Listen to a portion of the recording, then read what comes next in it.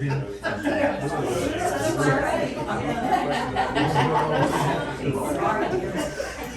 always get to fidgeting up here and then think about it. Start rocking back and forth.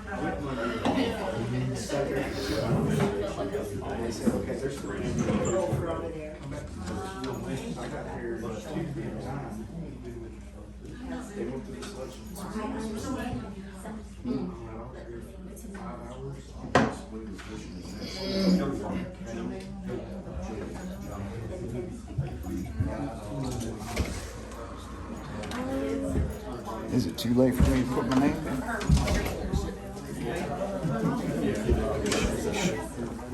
Sad. I just talked to those folks right there in that truck that came all the way from Iowa to stay here with us for a week.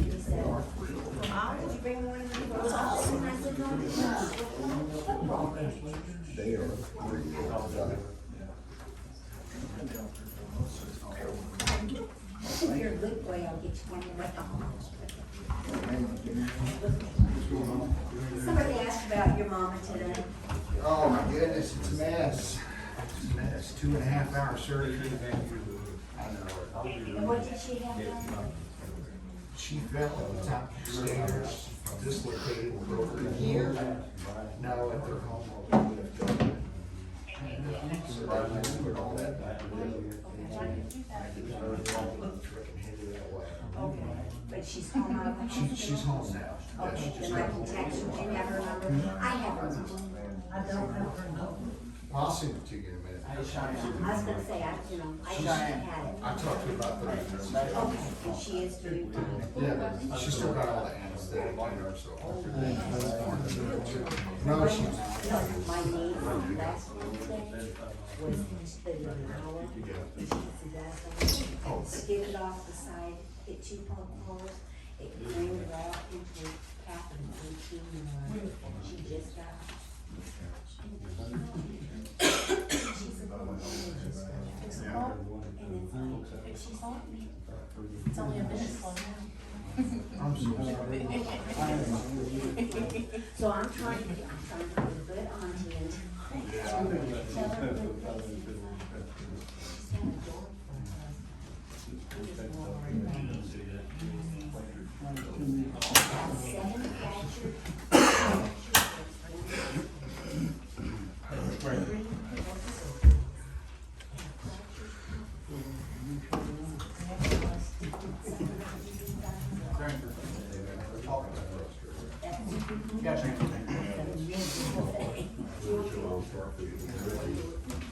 She has, as I understand it, that leg is going to have to stay mobilized. She's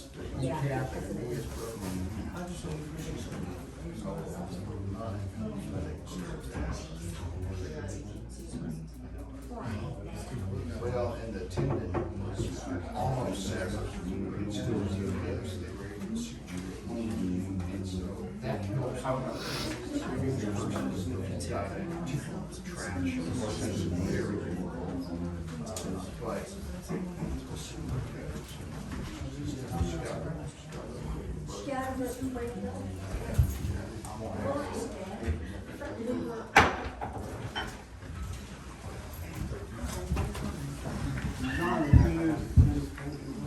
Father, we thank you and praise you for the opportunity to be here tonight representing the village of Mooringsport. We pray for our leadership here. We pray that you give them wisdom and knowledge beyond their own understanding. God, that they would do your will and not their own. Pray that you keep our village safe. And Father, we appreciate so much everyone being here tonight. We thank you for your love, your grace, your mercy. And we ask that everything we do be for your praise, honor, and glory. It's in Jesus' name we pray. Amen. Amen. Face the flag. I pledge allegiance to the flag of the United States of America and to the republic for which it stands, one nation, under God, indivisible, with liberty and justice for all. Thank you, Mr. Steve. Verification of quorum. Ashley Anderson. Here. William Moore. Here. Tyler Gordon. Here. Joshua Welch. Here. I need a motion to adopt the agenda. I'll make the motion. Thank you. I'll say that. All in favor? Aye. Thank you. Need a motion to approve the minutes from February 2025. council meeting? I'll make that motion. I'll second. All in favor? Aye. Aye.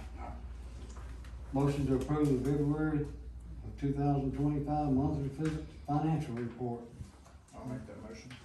I'll second. All in favor? Aye. Thank you. At this time, we'll have public comments. I will, emphasize you have 3 minutes. Dennis, you're first. Last month, the town attorney, in discussion about the land for sale to Dollar General, and I'm gonna let everybody know up front, I am not opposed to a Dollar General. Okay. Mr. Dominic stated that, Oil City brought in approximately $17,000 in taxes last year from the Dollar General, and he thought Mooringsport would probably be around 12, but he didn't know what their tax rate was. Oil City's sales tax rate is 3.85%. Mooringsport's is 1%. For Mooringsport to pull in $12,000 annually in sales tax, that Dollar General, if built, would have to do $1.2 million in sales. Oil City's sales, or their Dollar General, Oil City only did $450,000 last year. And they're on the main thoroughfare, Highway 1. Rodessa's getting a Dollar General, in case anybody didn't know. But both of those are gonna be on Highway 1. Ours is over here on 169. It gets some traffic, but not like what's going through both of those. Mooringsport, this is from the US Census. In 2022, Mooringsport had a population of 596 people with a median age of 49.4 and a median household income of $19,461. That surprised me. I thought we were around 800 or so. Between 2021 and 2022, the population of Mooringsport declined from 652 to 596, an 8.59% decrease, and its median household income grew from $19,110 to $19,461, a 1.84% increase. All of this is on the census. I'm not making numbers up. Also, Mooringsport, I think somebody's going to talk about property standards. According to the census, Mooringsport has roughly 34 residents empty. That's a lot of residences. But I just don't see how a dollar store is going to make a go and give us the difference between what they're offering and what it appraised at. Even Cabela's test wouldn't wash out with this, not on those numbers. So I'm not opposed to it, but one, I don't think the town should be the one selling the land. There's plenty of people in town that have land that would love to sell to a dollar store. They haven't come forward in about 7 years. Well, have we asked? Yes. Okay. Anyway, I think that's all I have. It's just, we need to be very protective of our funds and our land. You know, in essence, people I've talked to in the past week about this have said, why are we giving land away? I said, we're not. We're trying to sell it, trying to make the difference, but the numbers aren't there. Thank you. Thank you, Dennis. Mr. Moore. I promise I didn't talk to Mr. Welch before he came in here, but what I was about to bring to you, I brought up previously as well. I'm suggesting that you create an additional taxation just for this commercial zone right here. I've got some stuff that I've developed. I've got some other things I'd like to develop. I think the time would be right now for you to increase that so that you could have more funds going into that as I push more development and activity on that side. Equalizing some of exactly what he's talking about so that the city has a higher income. It is a misrepresentation to say that taxation is nothing but legal theft. You have to have steaks in the freezer if you're going to have a meal at the house tonight. That's just simple facts. A misuse of taxation is legalized theft. But right now, the town is completely destitute and it needs to do something to bring up its income. And the income can only be brought up through taxes and additional use. And I'm strongly suggesting that again. Now think about it. from my perspective, I'm actively volunteering to increase the taxes that I'm charging folks to put it right back in the coffers of where we need it the most. Thank you, Mike. Mr. Sebastian? Well, hope everyone's doing good. Me and my wife want to bring back the Cypress Festival to Mooringsport. I guess we need more permission on if we can use the park area, because that's obviously the town of Mooringsport's, for that. And we're actually going to be in the middle of trying to get the, I think it's called the 503C, get that switched over and all brought up to date. I guess it's more permission if we can use that land, and I mean, it's a town of Mooringsport, so trying to bring it back. Just want the permission from, you know, the mayor and the government and all that. You'll never have a problem with the mayor. And I'm hoping, I'm speaking also for the council, but we're looking forward to the festival coming back. This is my wife, Cheyenne. She's gonna be kind of, Boy, you married up. yeah. She's gonna have that girl touch that I think it probably needs more than anything to, I don't know, make it eye appealing. So, Thank you. thank y'all. Looking forward to it. At this time, we have the mayor's comments. First off, I'd like to thank everybody for coming. I know some of you here for different reasons, but that's fine. That's what we're here for, to listen to all the reasons. We had some complaints about our dilapidated buildings with grass. We're working on all of that.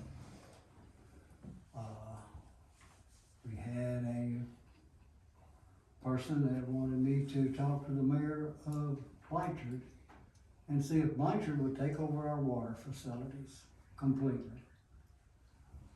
His quick answer was no, absolutely not. And if you stop and think about it, it just wouldn't make sense now. But we have our sewer bill on with our water bill, and he's already had different customers that's wanted to do the same thing, but they want him to take over the sewer. He's not taking over the sewer. He is manufacturing water. They do sewer for Blanchard and don't want to do it for nobody else, and not gonna bill on the water bill for the sewer. So, but his biggest thing was absolutely not. I don't want it. He's got enough as it is. What was the other complaint? I can't remember. But anyway, that's what we covered. And we're working on dilapidated houses. We're working on the grass. I know y'all tired of hearing this, but it's hoops you have to jump through to be legal. We've got a group here tonight that's gonna make a presentation to help us out, if everybody agrees on it.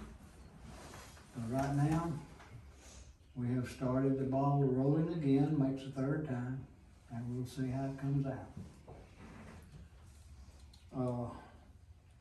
Water department report. Yes. Alright, like I said, it's only been a couple of weeks since I've started assuming responsibilities of it. We have found several issues of neglect of some of the equipment. Things have been working, trying to get all that repaired, get back up to good quality standards. I've had several people ask me in the past, is the water safe to drink? Yes. The water is a good quality drinking water. A couple of them want to know if there's metals in the water. I have not been able to find any reports of metals in the water. It is just, very good quality water. I drink it myself. I'm on their system too. But we've had some issues at like the 538 booster station. We've got some leaks. I'm trying to get those addressed. Okay. It's just all running downhill. Josh had asked when we started, we had a 8.1 million gallon deficit for last year of water loss. Mm-hmm. We've been able to account for that. And I spoke with Megan. It's all going right out the drain at the sewer plant. It's unmetered, so you have no way to know that it's being used. It's mixing the chlorine for the sewer treatment plant. Mhm. I'm trying to get a quote on bringing a different system onto it, where we have a lot less water usage, and cut that bill down. We do need a meter down there. The state requires us to track how much water we use to mix with. The totals that we get through our flow meter, we can't subtract what we're using to mix with, so that total is actually incorrect that we report every month. One thing I did find, there were violations over the last couple of years. I think you're aware of them. It's more, don't you approve the DMRs? I do. I would ask that going forward, if it's me or Perry or whatever, if you have one that has a red line on it, please let us know, cause we need to address it. I know you can't change it, but we need to address the fact. We get the DMR on email, and at that time, we contact Brightwater at that time, and they took care of it on every one of them. That's been going on ever since he's been here. Cause there were several of them that were never corrected, and that's what we were. Well, according to him, they were, that's all I can go by. Oh, I understand. That's what I got you for. But if you'll, like I said, send me an email, call me, let's get it addressed so it doesn't become a bigger problem. And appreciate it. Alright? You said you were working on something to reduce the water. The water usage, we're gonna look at a smaller chlorination valve that does the same amount of chlorine that we're using. And if their figures are correct, we'll go from a little over 8 million per year, down to about 3 million per year. That's a tremendous savings. It's a huge thing.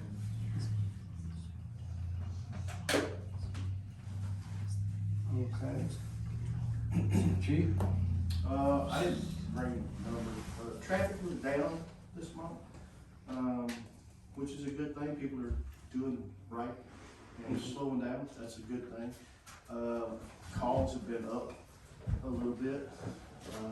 Weather changing. People are starting to get out, starting daylight later, people get home and, they have more time to hit the bottle or whatever and get into arguments with their spouse or whatever it is. But so we're on that. We've had a couple of disturbances. We had some juvenile complaints and stuff like that, open containers, things of that nature. All in all, it's been a real good month. Everybody has, the villages, they haven't had any instances of anybody getting hurt or anything like that. So Tabitha's been working very, very hard on policies and procedures. Her and I have been working together on some stuff like that. That have not been updated in years. We're also looking at our fine schedule.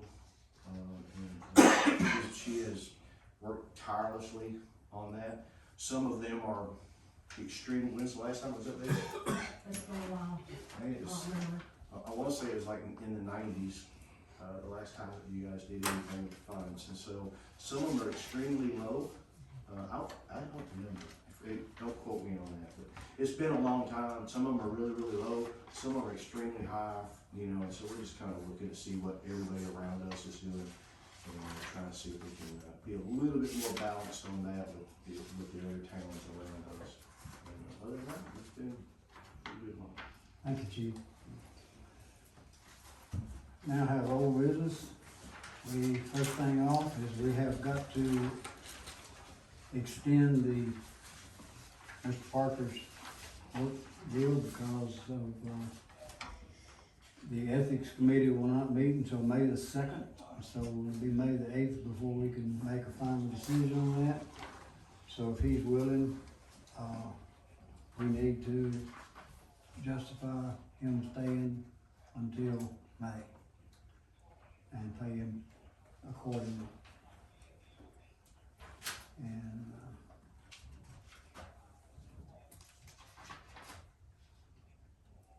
do I need to get a vote on that? Yeah, I would. I need a motion to do that. I'll make that motion. I'll second. All in favor? Aye.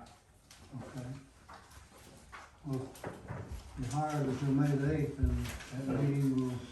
How the hell fall. Okay. I noticed you got your packet, so that's good. Appreciate that, man. No problem. Okay. Next thing on the old business is the car sitting out there. We put it up for bid, don't want to bid on it. We got one man that wants it, he's offered us $250 for it. It's up to the council, if y'all wanna let it go for $250, that would be a blessing. We're talking about dilapidated buildings and junk sitting around, and we've got an eyesore sitting here, so. At this time, I need a motion to sell the car for $250. I'll make that motion. Is this for a set, this isn't for a sale? It's our, so you already, we had passed the resolution, resolution 14 of 2024 to, go out for bids, but it also had language in there, with the vehicle to be sold to the highest bidder, if no bids are received, to be sold and disposed of by the mayor to a salvage yard or any other company or individual for the highest amount that the mayor can receive at his sole discretion. But the mayor and I talked to him, I said, look, I think you need to bring it up to the city council, see if y'all wanna do another resolution, and y'all wanna spend another resolution, because when you do the resolution, you have to run it in the ad, in the paper, and it's gotta be 15 days before you open the bids, and y'all wanna do that again, or let it go ahead and try to, sell the, get rid of it for salvage, or, sell it to this guy for $250. Well, if that language is in there, then there's, if that language is in there, there's no need for the council to.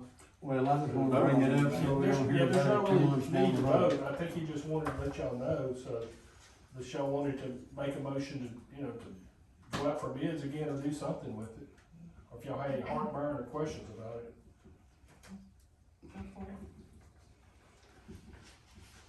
Ty? Say get rid of the junk.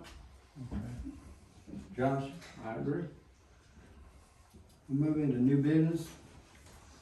And, IBTS, Larry Walters, he's gonna give us a presentation about how to go about the dilapidated buildings legally. I guess the grass and anything else, any other eyesores we have.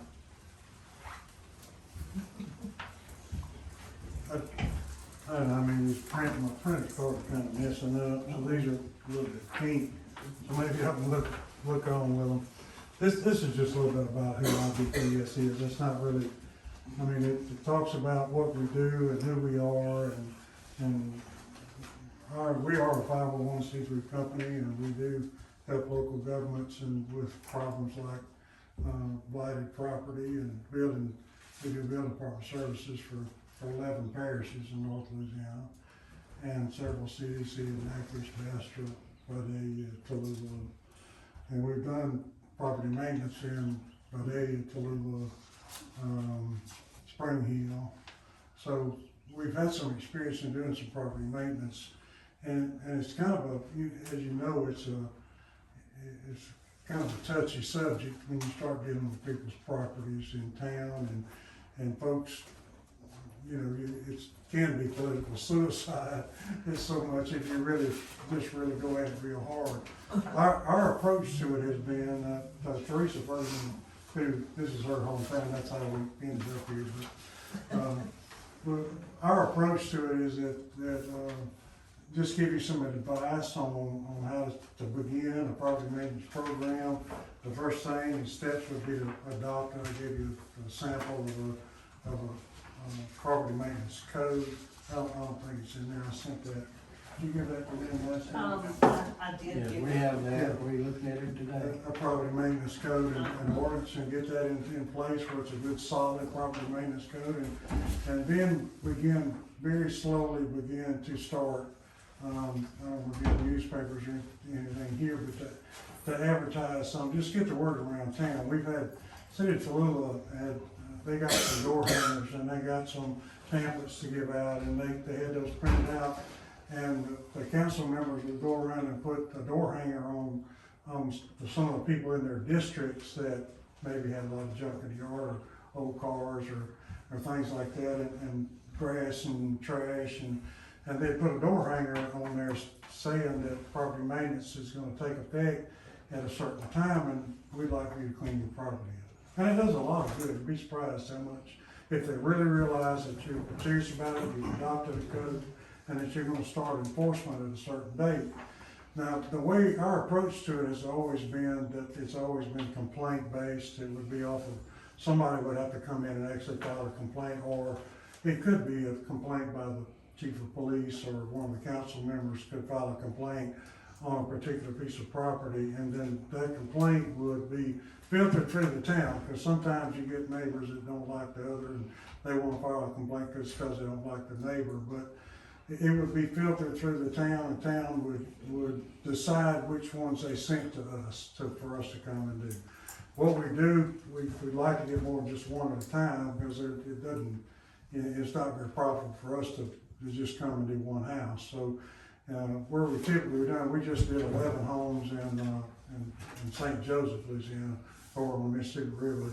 We did 11 properties that were just really, really bad blighted property that needed to be torn down. There was no possible way feasibly you could repair those buildings. And I rode around your town. Really, your town's got, it's really not so bad. I mean, places like City of Tallulah, where we've done it, there'd be a whole street that have every house on the street need to be torn down, just completely abandoned, and fallen down.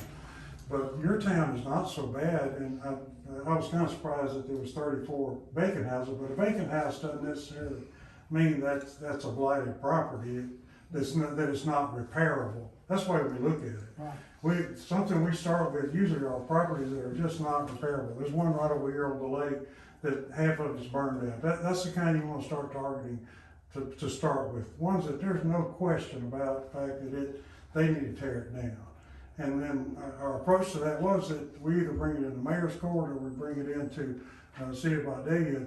They used an attorney, not their town attorney, but they used a separate attorney to hold court for their property maintenance court. And they'd hold court once a month, because they'd send the letters out, and they would give them a court date. They'd come in the mayor's court or the city court, and I would come as well, and we would go through each case one at a time. They would look at the pictures and the write-up that we did, and then the judge would say, is this representative of your property? Well, they couldn't find it because you had a picture of it.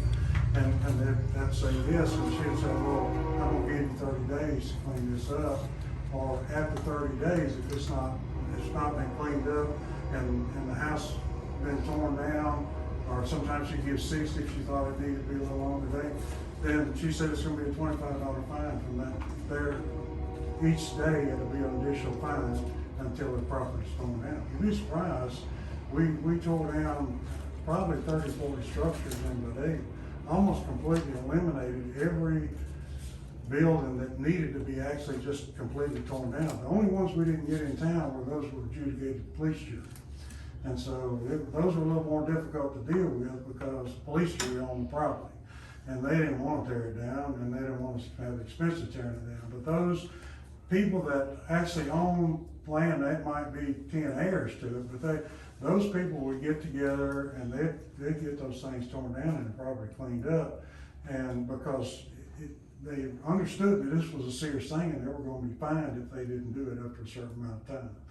Now, I would suggest like a program to get some of your leaders involved here. You don't have a lot of business, maybe church leaders get involved in a program that says, we'd like to get this town cleaned up and get the properties cleaned up, and we want your support, and ask them to come and meet with you to get that support. And let's say we're going to give this thing 3 months before this property maintenance code comes into effect, and we'd like for these to be torn down without the town forcing their hand on it. We'd like for it to be done without an inspection. We'd like for it to be done voluntarily to help and get community support.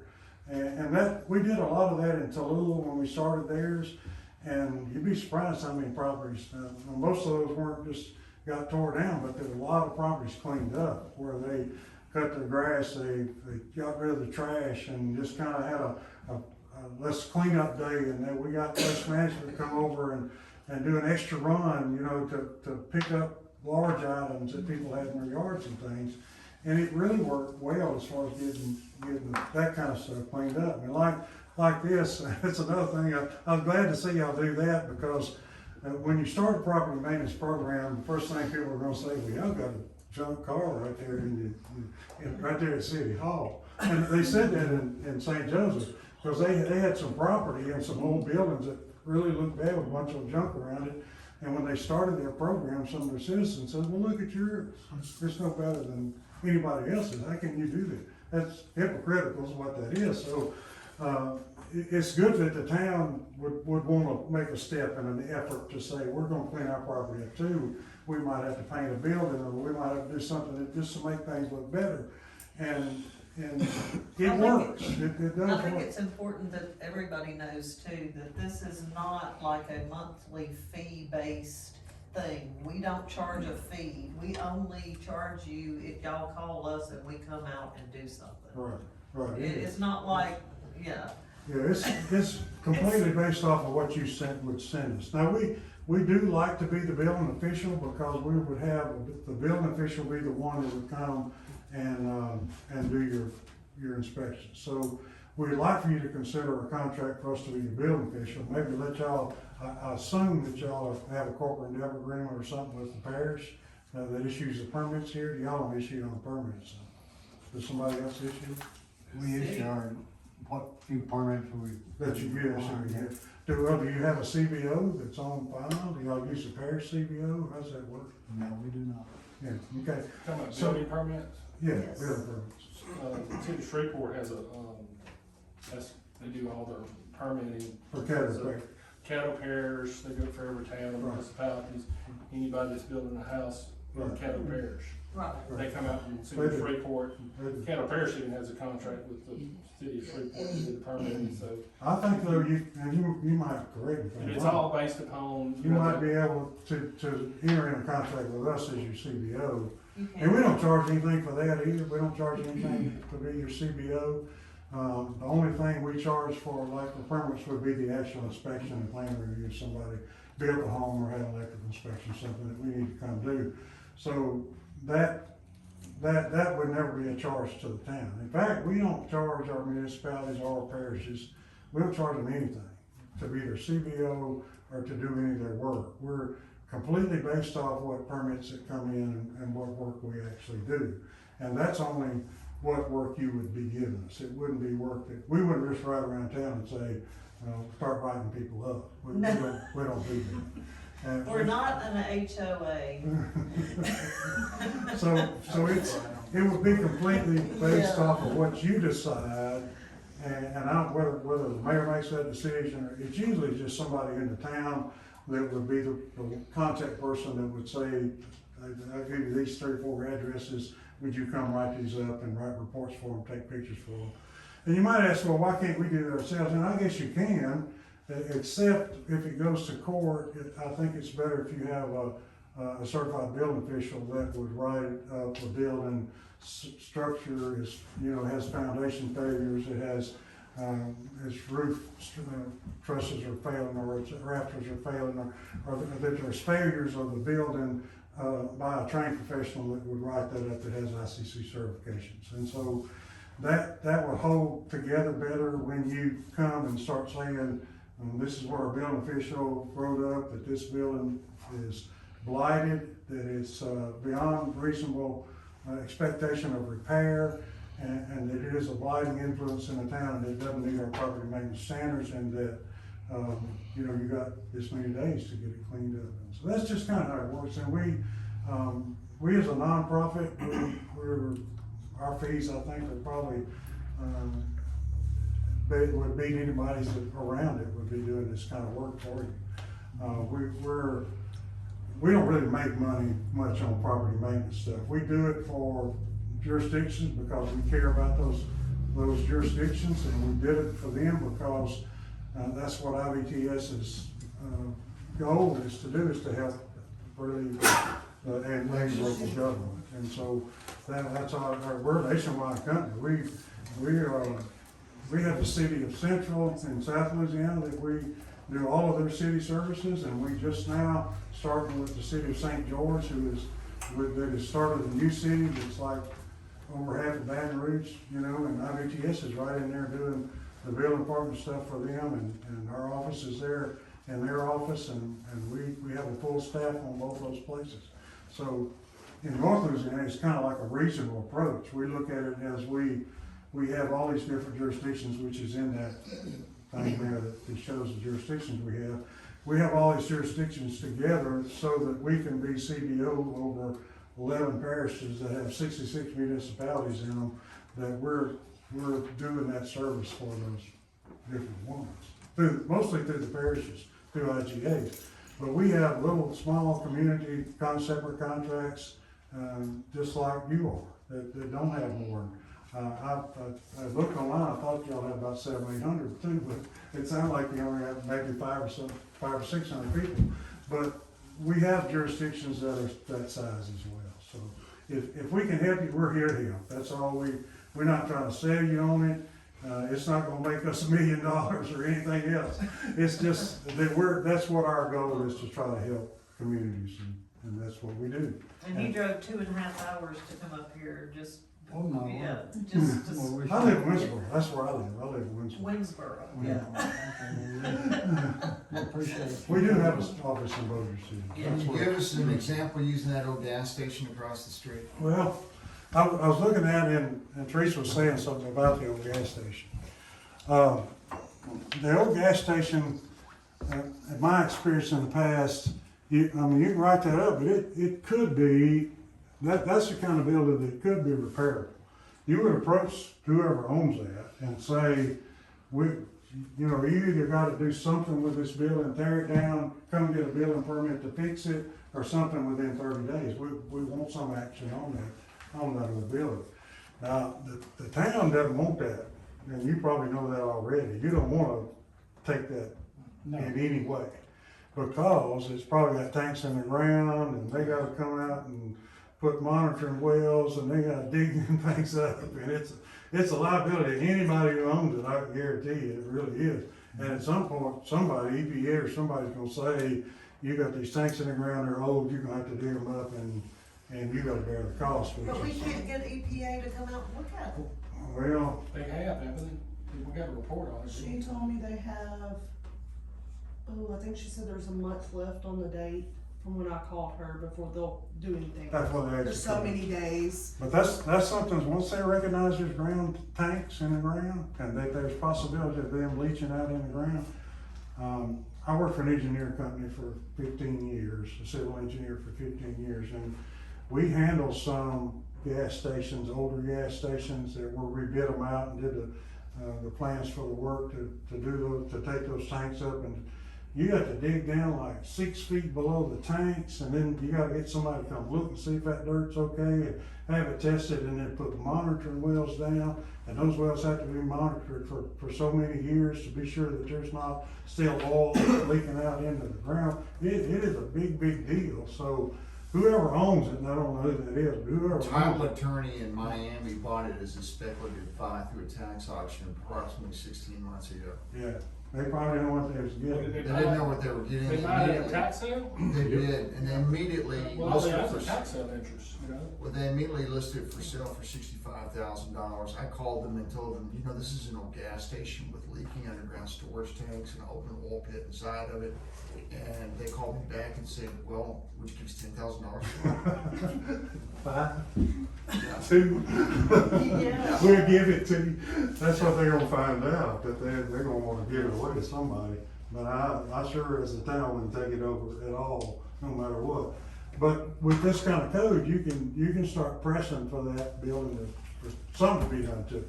Either somebody come in there and make a store out of it, and fix it up. Whoever owns it, at least put it, it has provisions in here.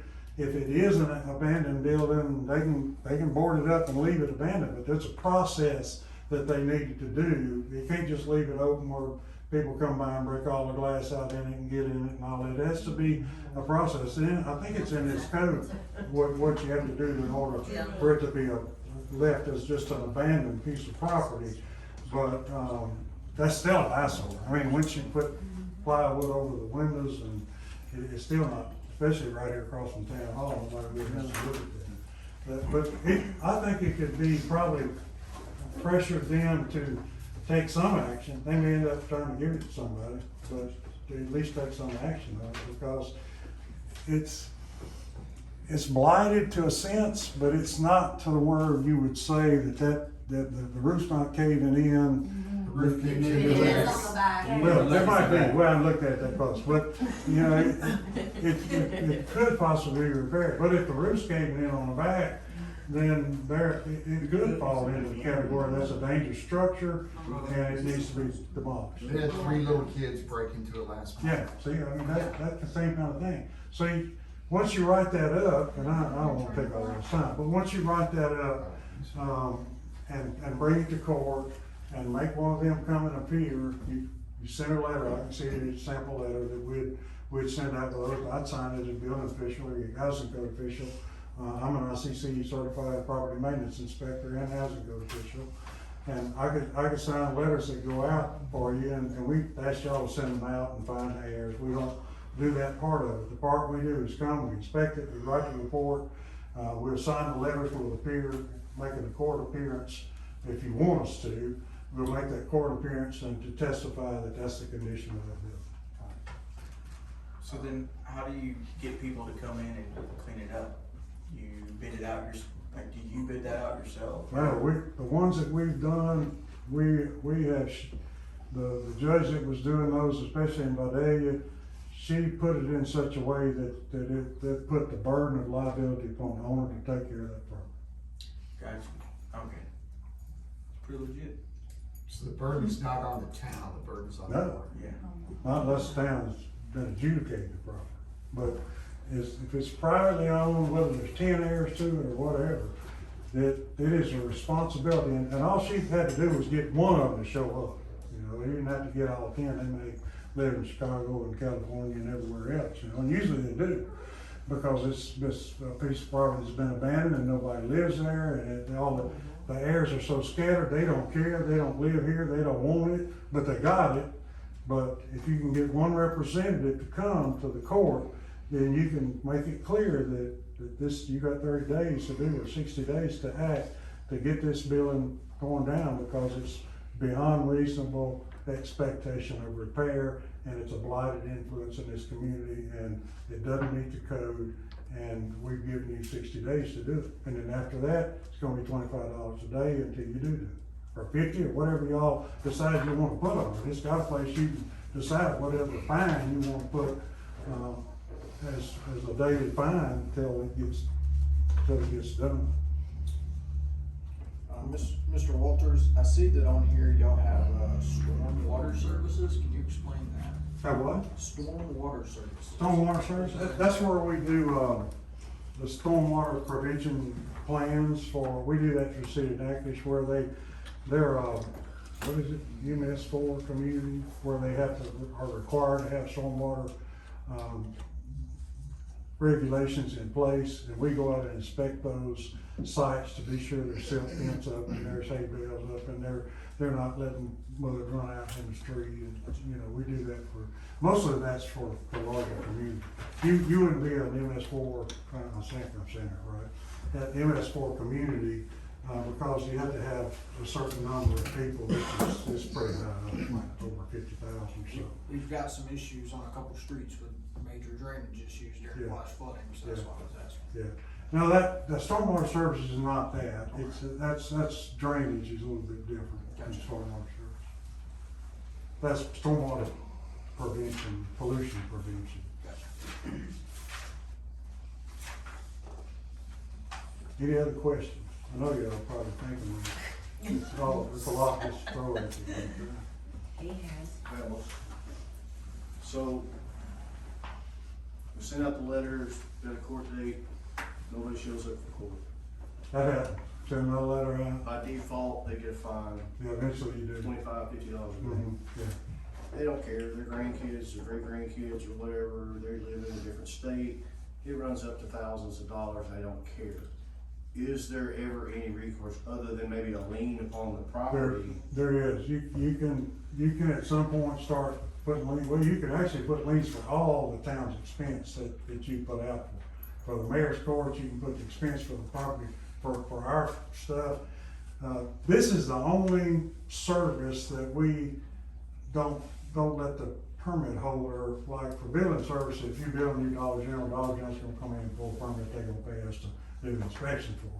But for property maintenance, we have to get paid, on a monthly bill by the town, because we wouldn't be able to wait until a lien came forward trying to get your money. Yeah, I understand that. But you can put liens. I guess my question is, if house on the west is falling down, and council does this job and goes through y'all, and we go through that whole process, and the village wins, right? Okay, we're gonna get $25-50 a day, 50, 100 years from now, but the house on Weston's still falling down. What is our recourse to that house in the meantime? Well, it allows you, and you have the right to be able to put liens on the property. Right? Now, that may not make a difference to them But either. can they clean the property? What's that? But can they clean the property? The city. Can the city go Or ahead is it and? just gonna stay I that would- way? I would not do it. If it was me, I would not clean up It's on just gonna private sit there property. and collect the funds. Because you're putting town people and equipment on Yeah. private land. I just wouldn't do it. So like you're saying, they never show up for court, never hear from them, there's no way to hold them accountable, Only by liens on the property. only by liens on And the then property. if they don't care, then you're gonna end up with it. And you may not want it. I mean, it becomes adjudicated to you at some point, after you file enough tax liens on the property. You don't want that to happen, so I you guess don't. if they you ever don't did need sell it. it, then the village would. But if it gets adjudicated to you, you can tear it down. After, well, the attorney probably can speak to that better too.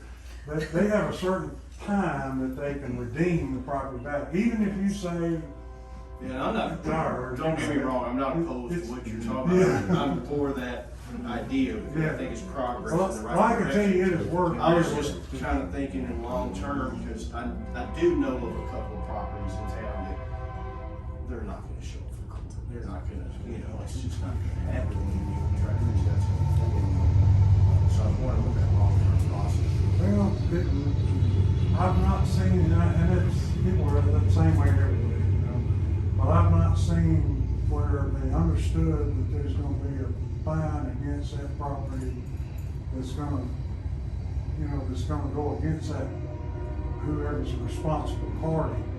And that But may they, be the kicker, it may be the fine thing that makes they didn't come do and act, something, I don't know. because they realize that this is something that's been a judgment against them by a mayor's court, that,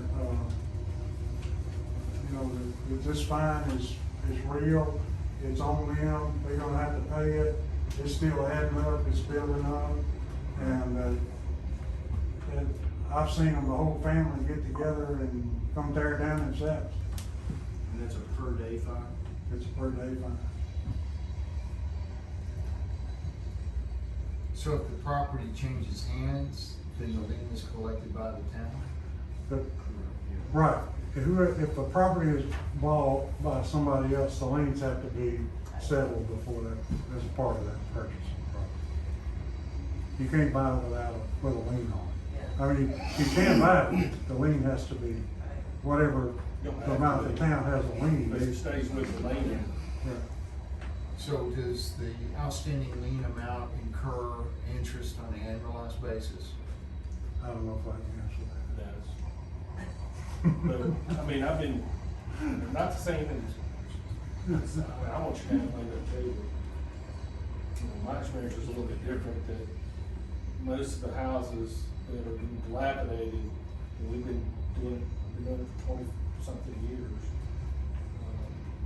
Most of the, and I think what you're talking about, I haven't seen the document, I'm assuming you're talking about kind of, I don't know if you're talking about they came out with property standards, code enforcement, environmental court.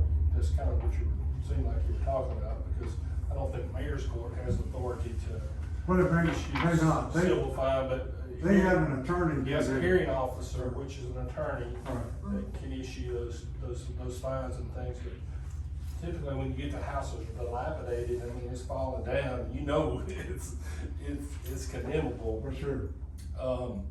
You do. Most of my experience is that the people don't show up, you just don't show up, and, you we kind of had the same thing, except not a hearing with the hearing officer, just would be before the city council, when the people, you'd have a hearing on it to condemn the property, the town gives them a certain date to condemn it and tear it down. If they don't, then the town would have to, if they want to do something about it, actually tear it down and condemn it. And it does cost money to actually tear down the properties. But you may be able to hold a court itself. I think you didn't want to use their city attorney Yeah, for that you purpose. can, but- if you're talking about what I'm talking about, which is basically it's an environmental court, or they call it code enforcement court. It's basically, Louisiana passed statute that allows, a municipality to set up a administrative court to be held by a hearing officer that enforces your ordinances, it enforces your grass and weed ordinance, it enforces your condemnation ordinance, and if it enforces your junk ordinance, you already have those 3 ordinances on file, to do that. But it does cost money to do all this stuff, so. Yeah, it costs a little bit. Probably not as much as if you. But the mayor and I were talking about the one over here, and I'm glad you said what you said, because that was the same thing that, I was thinking, the gas station with and there's some liability with those underground tanks and things of that nature. It's hard to get involved in that thing, cause it's a nightmare. You're talking, cause those monitoring wells and stuff, you're talking about a lot of money. $1,600,000. Yes, that's exactly what it is. But is the city gonna have to pay the $60,000 or $100,000 for the monitoring wells? No, it's gonna be whoever owns that property. Okay, I think, When EPA gets involved, and I guess y'all already talked to them, Yeah. they're gonna come out here and they can start throwing fines $10,000 a day until something's done. But I don't know the answer to, the question I was talking to the mayor about. I don't know the answer to the question is, if they didn't remove the gas station or whatever, and the town had to take the action to actually condemn it and tear it down, that's when you kind of take some liability. I don't know if the DEQ would say, well, town, y'all took action, now you gotta clean the whole thing up, now you gotta dig those wells up, now you gotta have monitoring wells. Yeah, I don't know. That's kinda how she made it sound on the phone, like, See, that's that we would be exactly. responsible. Because at that point, the town would be the owner of the Yeah. property, so. Yeah, you I think wouldn't really so. the owner, but you're taking possession of it, you have some liability, it creates a tremendous amount of liability there, so. So, is it leaking? Are the gas tanks leaking? I would suggest That's the reason they have to do all the if tests. they did DEQ, I would say, if I was a betting man, I'd be willing to bet some money on it, I guarantee you. There's so many reports on it, it's just, Mhm. there's a lot. Is there monitoring wells already? Because sometimes they do monitoring wells on existing tanks. Not that I know of. They'll put them in. Huh? They'll put them in. Mr. Boyer, yes, do you know of any EPA But it fines still or has anything to be associated with that property currently? I know that it's got a long list of DEQ fines, but I don't have any, insight from the EPA because they didn't call me back. When you look at the. If I was a town official, they may have, but since I was a private citizen, they did not.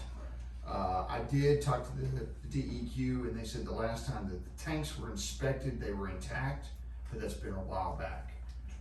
The question is, can you go ahead and start assessing citations against the property? That doesn't mean you own it, but that does mean citations have been issued against it. Isn't that correct? Yeah, Yeah. no, it doesn't mean you own it. You just start, it doesn't meet your standard, Yeah, and that you start issuing. that's right. So my question is, you don't have to worry about being reticent about seeing a citation for it being out of code compliance, correct? That's where you want to start, is by issuing those citations for it being in non-compliant to your property maintenance If standard. they're not paying DEQ, they're not gonna pay Mooringsport.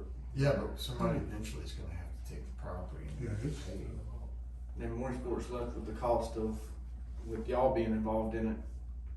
yeah, Until I keep my they hands off recoup putting it money. all together. If I Well, was a town. however we get y'all involved in Yeah. it. Well, it wouldn't be, we wouldn't be Mooringsport's- involved either, other than just saying it doesn't meet your code. And that citations have been issued against that property as it being blighted. And that it's a dangerous structure and it something needs to happen to it and you need to do it. That's where that's gonna come about. And, you just have to take it from there, one step at a time. I think being signed by a certified building official, carries more weight than a letter coming from the town of Mooringsport, is what the bottom line is.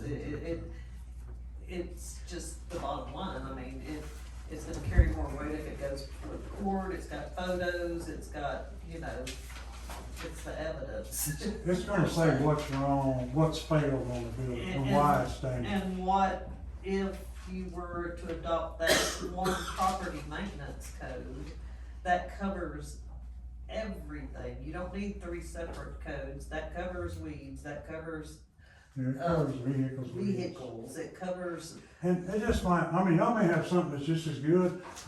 This is something we've offered to those, and this is really almost, you know, it's pretty much the same as the International Property Maintenance Code. And you could actually adopt, Springfield and others have adopted the International Property Maintenance Code as their code. And this is really the same thing, except it kind of spells it out, the parts that you have to fill in on the International Property Maintenance Code. And so you're already under the I code, you know, the International Building Code and the International Residential Codes, and if you adopt the International Property Maintenance Code, or this one, which is already filled out for you, this is one St. Joseph adopted, and I just changed the name, that's all this is. It's got your name on it still there. And read it, look it over, I think it will cover just about anything that you want to cover as far as property maintenance standards. And then, when we write it up, it would be like section 111.2.1, and this is what in the code that it violates. And that would be part of it. We will, talk about it and consider it. Of course, it'll have to be brought up and voted on. Well, you let that vote here and do this one, to adopt this one, you know. And you might wanna have, kind of feel out the community, how good are they behind this, you know? And we did that in Tallulah, we got a lot of people behind it, a lot of businesses there. You don't have much business here, but we had a lot of businessmen, we had the fire department, we had the police department, we had and because the reason was they had so many, I mean, there was crack houses and cooking meth in them and all kinds of stuff in those old buildings. And, they had concerns about all those buildings and wanted to take action on the police, the fire, the community leaders, and all the council members were on board on that. The, church, we got church people involved, we got some like the garden club and things, for people that were interested in making sure that they tried to get their town cleaned up. And because you gotta get support, if you don't get support from the community, then you ain't gonna get much people in here fussing about it. Or just some of their relatives that you're writing up, you know, and that happens. Y'all have a copy of this ordinance, I think. I can even know if you want to. We just printed it out. That's fine. Or return it. And our contract, I think you got a copy of our contract, the building department service contract, and it's kind of I give it to them. it's like a menu of things that, services that you want us to provide for you. And it's, if you want us to do building department, floodplain management, I don't know if have floodplain management or not, but we can take care of that too. Building department service, floodplain management service, or the property maintenance, that's mostly what we do for municipalities. Okay. All right, thank you. We thank you, sir. Thank you for driving so far. No, that's all right, I do that all the time. If it's okay, y'all, we'll slip out so I can get back home. Thank you for coming. Just fine, and thank you for coming. Appreciate it. All right. Be careful. All right. Okay, number 2 under new business would be the board of Aldermen will consider the introduction of ordinance number 2, 2025, an ordinance amending water and sewer rates for the village of Mooringsport. I wanna make a motion to table this for, till July. I think, just from Mr. Perry's observations over the last 2 weeks, we could potentially save its town 5.8 million gallons of water a year. And I think there's some other savings that are out there that he could probably bring to us to prevent us having to raise the water rates from the village. I think it would be good to give it some time to see over the next course of his, extension of his term there, to see what more savings he could bring to the village to prevent an increase. Cause 5.8 million gallons of water, I don't know what we're paying per gallon from Blanchard, but that's a lot of money. It's $6.25 per thousand.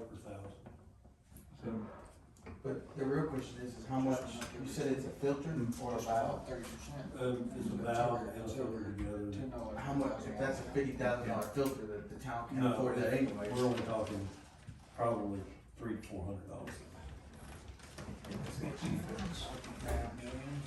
I'll give you 100 right now.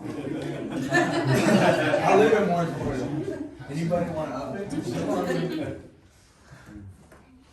$40 on 2,000, What we're buying from. and then after that, we're paying. What are we buying it for? Is it $10.80 per 1,000 gallons or something? I think that's what it was, I mean, that's been several weeks I know it's ago. over $10 per 1,000 gallons. And, the thing about it is, we're still we're losing money every day. Yep. And, they're gonna go up every year as the cost of living goes up, they're going up. And we're gonna have to adopt Yeah. to go up that amount also. And so you we can can't, say you can't keep 58,000. paying more. Yeah, or just a rough estimate. Do what? So a rough estimate, we would save $58,000. If all them figures are correct. Yeah. Correct. We're paying on our water bills now, we're paying a sewer rate, right? That is supposed to be taking care of the water that's going through the sewer. Right, but there's no meter to know how much water to charge back to the sewer for And use. you say there is a state law that has to have a meter, but yet it's been there for this many years and hadn't had a meter? But they're really just now starting to push the issue. They've had several communities that have had large, losses of water, and that's where they're finding it. Well, we're paying like, $30.02 for the first 2,000 gallons. That's your sewer rate. And for every 500 after that, it's 31 cents for every 500 gallons thereafter. So you're paying a pretty good percentage on it to justify the water usage that's going down there. I realize that we're using some extra water, but most of the water going down there has been used already and been paid for already and been sent down. We need to raise the rates. So does In my Mooringsport read the opinion. water used at the sewer station? Do we measure the water being used? Yes, do you have a meter that? I just said we don't. Okay, so then how can you not account for, that water could potentially now be accounted for? Well, that's true. That they came in last month and told us that we lost 10 million gallons of water. And now we've possibly accounted for 8.8 million gallons of water that's no longer a loss anymore. And how did y'all figure? And that would change our numbers dramatically. And how did y'all come up with the 8 point whatever? Well, if you do simple math, what size is the, We've got a 1-inch line and it produces 40 PSI. Then it has another restriction on it. I did a flow test on it, 16 gallons a minute is what our usage was. And multiply that, towards your monthly and then towards your yearly total. so if you go to your house and you take your water spigot off the side of your house and just let it flow. Is that, in essence, is that what's really happening? Is that, It's so what's the most, is it the labor? Cause if it's $400 for the part, I think it just should be easy to come up with, but is it the labor? No, that's to install it and everything. Oh, so that's the valve and the installation? I'd like to.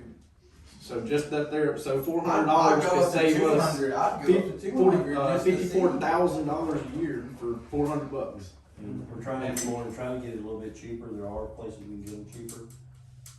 I know I don't have a dog in I'll hunt up here, but, As long as you're our waterman, you do have a dog to hunt up here. well, to a point, yes, sir, but in the town money, can you give me 30 days and we'll re-explore the rate increase? I mean, just he's been here for 2 weeks and he's potentially saved us $54,000 in 2 weeks. Are you having to raise the rates because we already owe? We have to raise the rates because Blanchard raised the rates on us. We can't keep absorbing, their increases to pacify the residents. We have to stay afloat. We're just like any other business. You can't buy a dozen eggs for $1 and sell them for 50 cents. It don't work that way. So how much are you wanting to raise it up? I should know this, I have a No. Blanchard raised But already it's about not so 30%. much that you wanna raise it, you wanna raise it every year. Automatically. No. Right, so I Yes. mean, that's kind of foolish for us to say yes, and look at the people who might come in It will be. 10 It will years be down the adjusted road saying, annually, "Gee, starting geez, Annually, look how much the water bill is before I move in." The state is recommending every town do. Every year. But so if we drop 5.8 million gallons a year from what we purchase from Blanchard, that's a savings already. So that spreadsheet that we were shown last council meeting, it would change all those numbers in there. I do have a question. Have y'all done a rate study? Yeah. Yes, so we did that last month. That's what all this is about. Okay. We had a, I did not know Yeah. one of those. I can send it to you. they were, this is their, I guess, suggestions. We have a 36% water loss, Yeah. projected for this year. We had a 36% loss last year, and in 2023 it was 46%, so it's came down by 10% because we fixed the major leaks, so. And it could continue to go down, which would change. It shows, right at 8.9 million gallons of water loss, so. So 8.9 million gallons of water loss, potentially accounts for 8.8 million. So that would drop us down to only loss of about 1 million gallons, or 100,000 gallons. But the problem is Blanchard's still going up on water rates. Right. But So we why buy not? that, so whatever goes through the meter into the town, Yeah. we have to pay for. Mhm. So if we cut that back, then the town is keeping more money. But regardless, inflation is, I get where you're coming from. But if we get this fixed, and let's say if you're wanting to raise the water rates now 10%, can we just cut it in half to 5%? Because it would You gotta change, come it up, would you're still change. coming up, but you're not coming up as much, just to see what we can do. If we put a valve in like that and then had another water rate study, Yeah. potentially. It would, If we put a valve in there like that, you're gonna cut down on the water flow, is that what you're saying? Their projection was we would cut it from 8.1 million down to approximately 3.2 million. What I'm getting at, we're treating the sewer and we're treating it right with the amount of water we're using now. When we cut down to that amount of water, are we gonna be treating our sewer right? Or are we gonna be dumping No, stuff into the lake? we'll still be mixing it correctly. It's just we're not using as much makeup water to get the amount of chlorine out that we're using. They're using the valve that they have installed on there, takes a large flow of water to create a vacuum. Put a smaller valve, smaller orifice, does the same amount. The valve that they have installed is designed, treat, 150,000 gallons of sludge an hour. We don't have that. You're averaging around 130,000 a day. So, we could cut the amount of water that it's taking to make the chlorine solution where it's treated. So we're 20,000 underneath the valve. Mhm. So if, You said Mr. valve- Porter back there develops some businesses here, maybe more houses, whatever, I have no idea what his plans are. And we increase 30,000 gallons. There is room to, raise that valve, open it up more to allow more chlorine. So it's adjustable? Right now, we're treating with 7 pounds a day of chlorine. The valve that I'm talking about and the ones in there, we can go over 25 pounds of chlorine a day. I run the sewer plant for Bossier Parish. I don't use 25 pounds of chlorine a day. I treat 3 million gallons a day of sewer. How much is the next orifice size up? You have a valid point, Long, if we get 300 citizens, now we got, If you get 300 citizens, you're still not gonna climb enough that you would really notice it. I mean, there's enough growth in that Yeah. area. Well, I'm more than willing to save money any way we can. I understand y'all. But have a fit we to that can't, point. we go to July. Can you show me next month where we save something? I'm on. In fact, you got 2 months left. Can you show me in May how much you saved? If I can get. In black and white and dollars and cents? If we can get a meter down there where we can record the amount of water we're using, I feel that there'll be a very noticeable difference.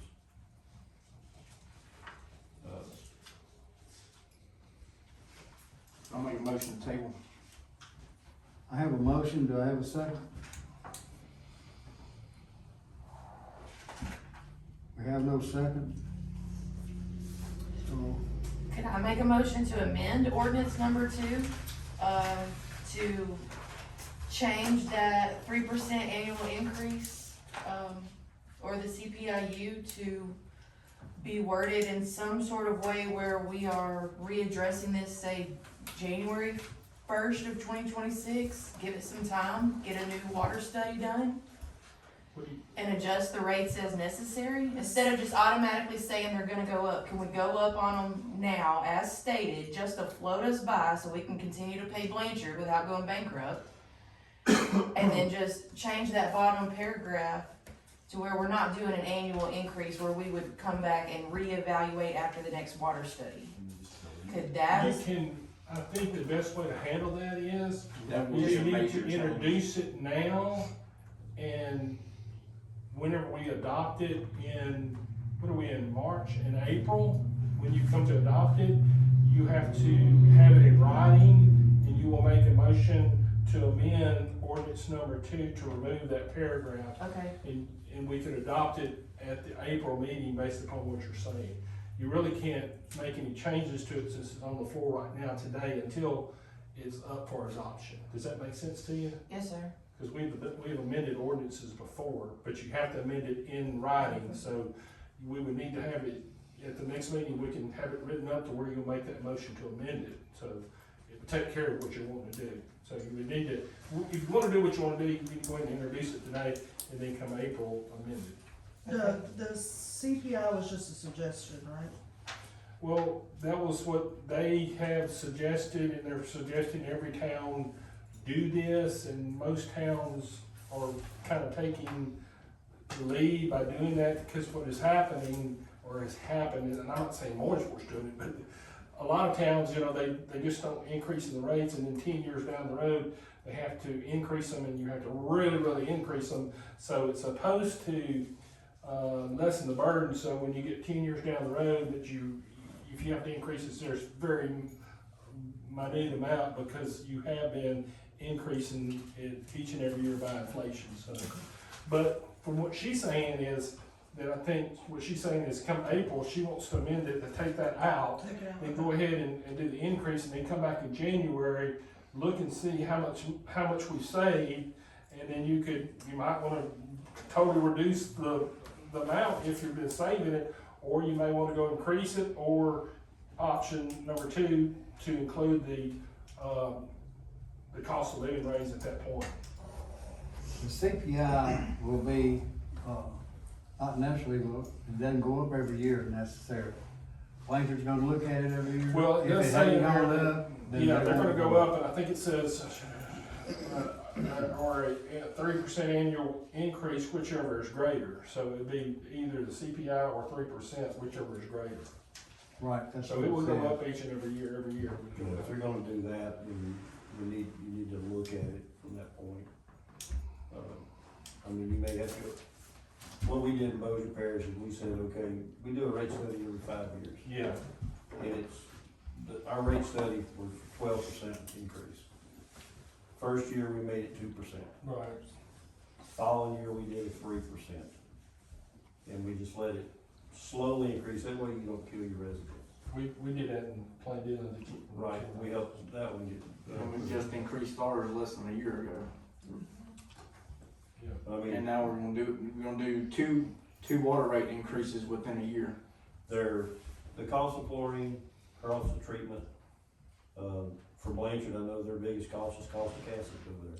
It takes a lot of it to keep the pH adjusted on this water coming out of the lake. Yeah. So there are costs involved on their end that they're not gonna eat, so, I mean, you know. We have, what was your idea of put that out? To make a motion to introduce ordinance number 2 at next, No, go ahead and or go introduce it ahead now. and introduce it now Yeah. with that last paragraph. Just introduce it as it is, it's Okay. written, and then in April, we'll have you amend it. Yeah, so the You won't rates, amend it, the you rates won't can't amend it increase until you now. vote on it, cause we're not, all you're gonna do is introduce it, and it's being put on the table, and then we'll have a public hearing and adoption in April. And the rate still wouldn't increase until May, cause it has to wait Yeah, 30 days, so that's why I was saying just to wait until he finishes his term out and see where we're at then. That's what we're Because we're gonna still do, looking at not May. till not till July. But we're still looking at I May agree before the with rates you. can ever I would increase. go ahead and introduce it and have it available to go ahead and start getting everything in the road. Correct me if I'm wrong, Doug, but that's a day-to-day operation of $400 valve. oh yeah, I mean, surely y'all got that in your, Get the valve and Yeah. put it in tomorrow if you can. mean, you got it in your I'll order budget. it on my way home and see how quick I can get it and I'll let. I would love to save money. Could you get a meter down there too, Yes. installed? We can probably get a meter installed somewhere down there. It But does that have may to be take a little new. bit longer. Well, he said it doesn't, he said it doesn't have to be one of the new, it could be one of the ones we've already pulled out of somebody's house. Well, It's a 1-inch meter, 1 inch. 1 inch.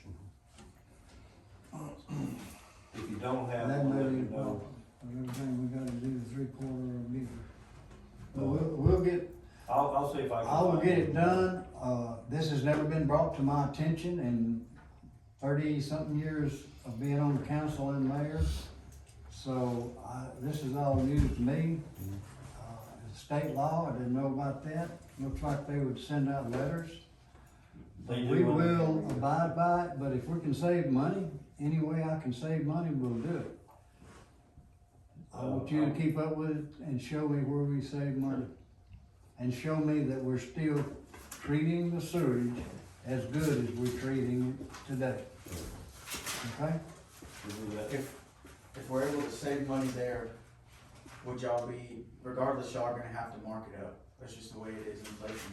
Would y'all be able to cut it in half? That, it depends on how much that valve ends up saving us, cause we're at a 0.77% factor rate right now. For every dollar of water we sell, we only get 77 cents back, so, I mean, from a business perspective, we need to be prepared to go up if we have to. Cause if my business is losing $128 a day, which is the average what Mooringsport is losing on water right now, there would be a change. So, Well, either way, you have to go up, but it seems like you have to, today, say, I also wanna motion the fact that we go in 0.5% of this. Just so we had options. What we're looking at is the fact that we're barely bumping even every month. We're not putting anything back for a major leak. If we have another $28,000 one night leak, Well, that's cause all your payroll's coming out of the water department. you're probably right there. There ain't no problem about it, you can look at these statements right here and see it. But if you, 95% of the work that's done around here is in the water. We got old pipes. Just You what? We got old pipes, it just is what it is. We still got asbestos pipes. Fixing to remove some next month. I'll make a motion to introduce ordinance number 2 of 2025. I'll second. All in favor? Aye. Nay. The motion carries. We'll get together and I'll write that up so you can just present it right. Yes, sir. Did you get all that, Megan? Okay.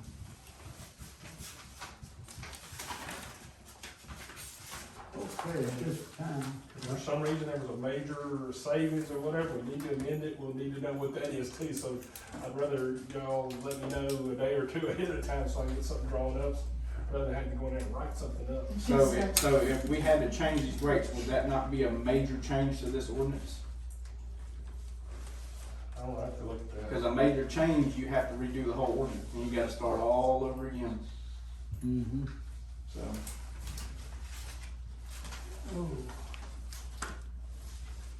So we would call a meeting in, a special meeting after the regular meeting in May and put it on the agenda then and move on from there and get it done by June. And, but as I was trying to say, we don't have any slush fund. We're not able to put anything back in the account to replace pipe. And as Sebastian just said, it's all old pipe, most of it. We've had a few water lines that's been replaced through the years, but not enough. We have not had them all. We're gonna start replacing one probably, maybe the end of this month, just according to whenever the crew gets started. They gotta finish the job they're on now. But we are working towards getting stuff done. As far as the lights, the houses, the grass, that has to be done legally to protect the town, or to protect the town people and also the council and the mayor. I do have one, thought for you. Yes, sir. I know the state does offer different, grants, forgivable loans to help with the water and sewer lines. That may be something you may wanna look into. We're working on them. That's what we're getting, this line replacement is a grant. And so we're trying to move forward, but we gotta jump through the hoops. Ashley, you have anything else to say? I do not. Thank you, sir. Ty? I do. I'm there with you, as far as I don't wanna raise the rates if we don't have to, but from a financial perspective, until we see something that shows that, you know, we're not gonna be having to do this, then I say we need to proceed with possibly changing the rates until we see some type of improvement on that aspect of it. Also, I spoke with our parish commissioner, had a lengthy conversation with him as well as our district attorney in Baton Rouge.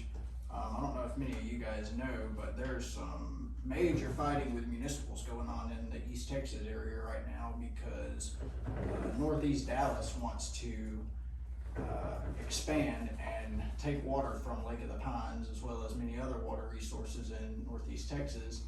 And I have been confirmed by Baton Rouge and our local commission that if they go ahead and proceed with that and take more water, that's going to change rates in Mooringsport, Louisiana, that they will be hit with a cease and desist from Louisiana to not do that. So, our local commission is on board with, you know, keeping our lake levels the exact same as they are now.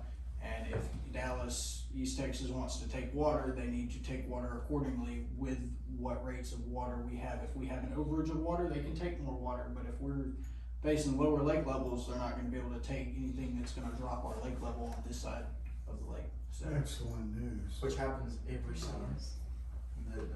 if they take what they are proposing to take right now from Lake of the Pines and Caddo Lake, that lake will not be there in 20 to 50 years. It will not. So. And they've been discussing this for about 3 years now. But so far, they've kept them shut down. And according to what I've been told at different meetings, they say it's not gonna happen, but that's the best they can say. They don't know for sure, but they say it's not gonna happen. As Ty said, they're gonna have a, what do you call it, cease and desist. That's correct. And hopefully that will hold them off. But that has been in the works for about 3 or 4 years now. Is that it? I You? think that's it. John? Josh, I don't have anything. need a motion to adjourn, I'll make a motion. I'll second. all in favor? Aye. Adjourn.